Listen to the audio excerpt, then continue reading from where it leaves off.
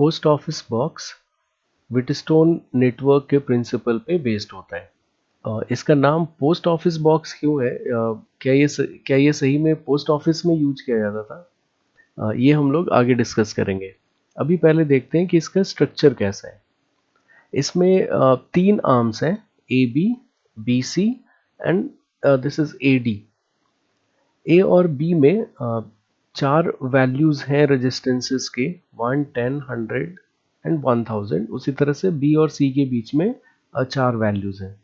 अगर हम लोग इसमें से 1 और 10 को पुल करते हैं, यहाँ पे की होता है, इन की को अगर निकाल लेते हैं 1 और 10 ओम के कीज को, तो ए और बी का रेजिस्टेंस 11 ओम हो जाएगा। अगर सिर्फ 10 ओम का निकाल रहे हैं तो वो 10 ओम होगा। ए और डी के बीच में जो आर्म है, इसमें ऐसे वैल्यू सेलेक्ट की गए हैं ताकि हम लोग 1 ओम के डिफरेंस का कोई भी रेजिस्टेंस फाइंड कर सकें। जैसे हमें 19 ओम अगर रेजिस्टेंस फाइंड करना है तो एक 10 पुल करेंगे, एक 5 पुल करेंगे, एक 2 पुल करेंगे और एक और 2 पुल करेंगे, you can find 19 ohm register.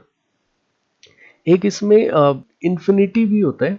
अगर हम इसको पुल करेंगे तो ए और डी के बीच में रेजिस्टेंस इन्फानाइट हो जाएगा।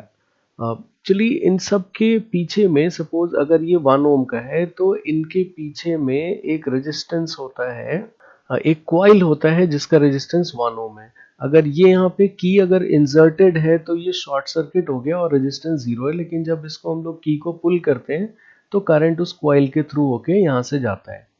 तो यही प्रिंसिपल होता है। इसका मतलब यहाँ पे इसके और इसके बीच में कोई भी कॉइल कनेक्टेड नहीं है। अगर हम इस की को पुल करेंगे तो कोई करंट फ्लो नहीं करेगा। तो ये इनफाइनाइट रेजिस्टेंस इस तरह से इसमें बनाया जाता है। जिस रजिस्टर का रेजिस्टेंस फाइंड करना होता है उसको हम लोग यहाँ पे सी और डी के बीच में लगाते हैं। ये एक्स जो है वो अननोन रजिस्टर है। इस सर्किट को थोड़ा सा और सिंप्लीफाई करते हैं।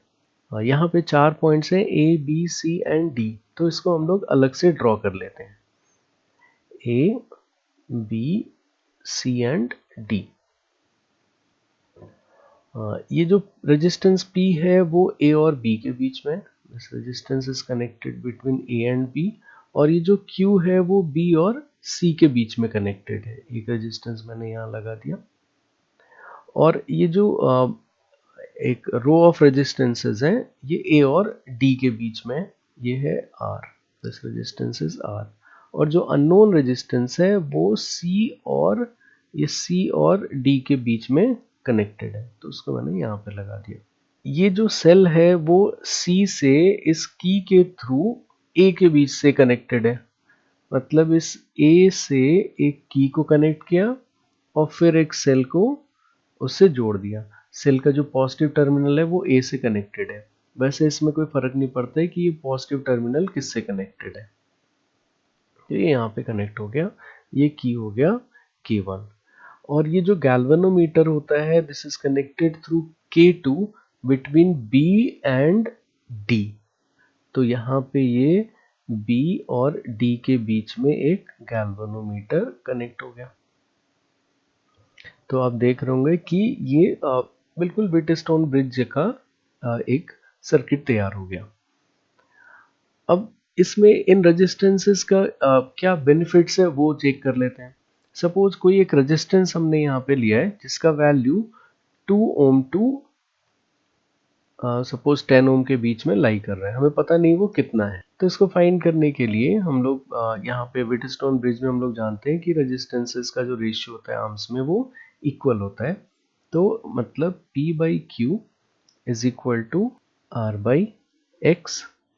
So X becomes Q by P into R। तो हम लोग यहाँ पे रेजिस्टेंस का रेशियो अगर 1 करना है P और Q को, तो यहाँ से 1 और 1 पुल कर सकते हैं या 10 और 10 पुल कर सकते हैं। लेकिन ये डिवाइस तभी ज़्यादा सेंसिटिव होगा जब ये चारों रेजिस्टेंसेस लगभग बराबर वैल्यू के हों। तो अगर ये अननोन रेजिस्टेंस 2 और 10 के बीच में लाई कर रहा है तो हम लोग 1 और 1 को ना पुल करके 10 और 10 को पुल करेंगे। तो सपोज ये Q और P दोनों के वैल्यू 10 हो गए, मतलब X का जो वैल्यू होगा वो R के इक्वल हो जाएगा।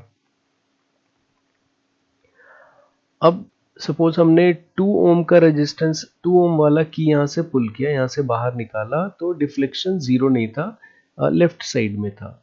जब 2 और 3 एक और निकाला तब भी लेफ्ट साइड में था। लेकिन जब हमने ये 2 ओम और निकाला, टोटल 5 ओम निकाल लिया, तो ये राइट की तरफ हो गया। इसका मतलब ये 3 और 5 के बीच में होगा। तो फिर हमने क्या किया, 4 ओम का रेजिस्टेंस यहाँ से पुल किया, तो भी ये डिफ्लेक्शन जो था वो लेफ्ट की तरफ ही था। इसका मतलब रेजिस्टेंस जो है R वो 4 और 5 के बीच में है। अब हम इसका वैल्यू यहाँ से नहीं बता सकते कि 4 और 5 में कितना है। तो अब P और Q में जो रेजिस्टेंसेस का रेशियो है उसको हम लोग चेंज कर ले। अब जो X का हम लोग P का वैल्यू जो है यहाँ से ये 100 वाला पुल करते हैं और Q का 10 वाला पुल करते हैं, ताकि ये रेशियो 1/10 हो जाए। अब हम लोग जानते हैं कि ये 4 और 5 के बीच में था रेजिस्टेंस, और ये यहाँ पे 1/10 है। इसका मतलब अब R कितना लेना पड़ेगा हम लोग को, 40 to 45 के बीच में। तो ये 20 ओम और 20 ओम इन दोनों को पुल किया और ये 1 ओम को पुल किया 41 पे, तो देखा कि डिफ्लेक्शन लेफ्ट की तरफ है। फिर हमने उसी तरह से 20, 20 और 2 को पुल किया, तो देखा डिफ्लेक्शन फिर से लेफ्ट की तरफ है। तो हमने अब क्या किया, 20, 20, 2 एंड 1 मतलब 43 जब पुल किया, तो देखा कि डिफ्लेक्शन राइट की तरफ आ गया है। इसका मतलब ये हुआ कि 42 और 43 के बीच में ये लाई कर रहा होगा। तो अभी चलो हम लोग मान लेते हैं कि ये 43 है, नियरली 43 है, तो यहाँ से बता सकते हैं कि रेजिस्टेंस होगा 4.3 ओम। लेकिन इससे भी ज़्यादा अगर प्रिसाइज हमको मेजर करना है, तो अब यही रेशियो क्या ले लेंगे, 1:1000 का। लेकिन जब ये 1:1000 के रेशियो में आता है, तो ये डिवाइस उतना सेंसिटिव नहीं हो पाता है, मतलब गैल्वेनोमीटर में डिफ्लेक्शन डिटेक्ट करना मुश्किल हो जाता है। लेकिन अगर बड़ा रेजिस्टेंस अगर हो, जिसका वैल्यू कुछ 100 ओम्स और फ्यू किलो ओम्स हो, तो वहाँ पे हम लोग और भी प्रिसाइज मेजर कर सकते हैं। इस इंस्ट्रूमेंट का यूज पहले पोस्ट ऑफिस में किया जाता था, ये पता करने के लिए कि कोई पोस्ट ऑफिस से कनेक्टेड वायर बाहर में टूट गया है और अर्थ से कनेक्ट हो गया है। सपोज ये वायर जो है यहाँ से टूट गया है, अगर वो टूट गया है तो अर्थ हो गया होगा, अर्थ से ये कनेक्टेड है वायर। फिर हम लोग क्या करते थे, लैब में इस पॉइंट सी को अर्थ कर देते थे। अब हम लोग ये कह सकते हैं कि ये दोनों दोनों का पोटेंशियल 0 है। इसका मतलब ये सर्किट फिर से हमारा कंप्लीट हो गया और फिर से वही प्रोसेस रिपीट करके इस अननोन रजिस्टर का रेजिस्टेंस फाइंड कर लेते थे। और जो वायर बाहर में यूज किया गया है उसका रेजिस्टेंस पर यूनिट लेंथ पता होता था, और इसका रेजिस्टेंस यहाँ से मेजर कर लिए, तो अब बता सकते थे कि उस वायर का लेंथ कितना होगा। इस एक्सपेरिमेंट में एक और ध्यान देने वाली बात होती है कि जब ये की K1 को हम लोग प्रेस करते हैं, तो थोड़ी देर वेट करते हैं और उसके बाद फिर K2 को प्रेस करते हैं। क्योंकि मैंने बताया कि जैसे यहाँ इन दोनों के बीच में कॉइल रैप किया होता है, उस कॉइल में जब करंट फ्लो करेगा, जब हमने की को क्लोज किया है तो करंट चेंज हो रहा है। उस चेंजिंग करंट की वजह से उसमें एक सेल्फ इंडक्शन होता है, जिसकी वजह से रीडिंग चेंज हो सकता है।